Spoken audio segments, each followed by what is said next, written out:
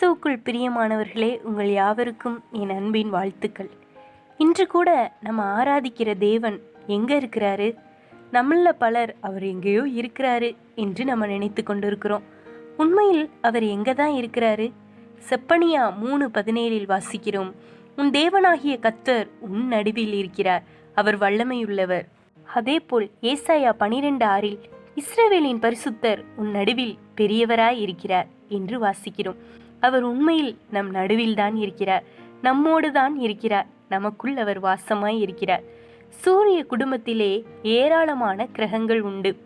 பூமி, சந்திரன், புதன், சுக்கிரன் போன்ற அத்தனை கிரகங்களும் சூரியனை சுற்றி சுற்றியே வருகின்றன. சூரியன் அவற்றின் நடுவில் இருப்பதால் எல்லாவற்றையும் ஒழுங்கும் கிரகமுமாக இயங்கச் செய்கிறது. சூரியன் நடுவில் இல்லை என்றால் ஒவ்வொன்றும் வெவ்வேறு திசையில் சென்று சிதறி சீரழிந்து விடலாம், மோதி வெகு விரைவில் அழிந்துவிடக்கூடும். ஆனால் சூரியன் நடுவில் இருந்து தன் ஈர்ப்பு விசையால் அத்தனை கோள்களையும் செம்மையாய் நடத்துகிறது. அதுபோலவே நீதியின் சூரியனாகிய நமது ஆண்டவர் நம் நடுவில் இருக்கும் பொழுது நமது வாழ்வின் எல்லா பாதைகளிலும் அவர் நம்மை செம்மையாய் நடத்துவதற்கு போதுமானவராய் இருக்கிறார்.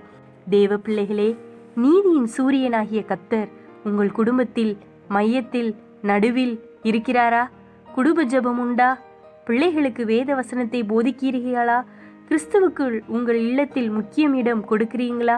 அப்படியானா நீங்க அசைக்கப்படுவதில்லை.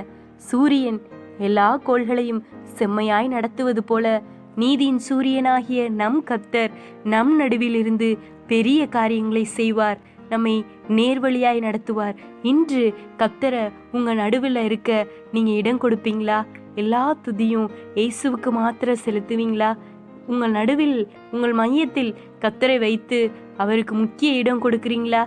அப்படி செய்வீர்கள் என்றால் நிச்சயம் நீங்கள் மேற்கொள்ளும் ஒவ்வொரு காரியத்திலும் கர்த்தர் ஜெயத்தை கட்டளையிடுவார். கர்த்தராகிய இயேசுவின் கிருபை உங்களோடு இருப்பதாக. ஆமேன், ஆமேன்.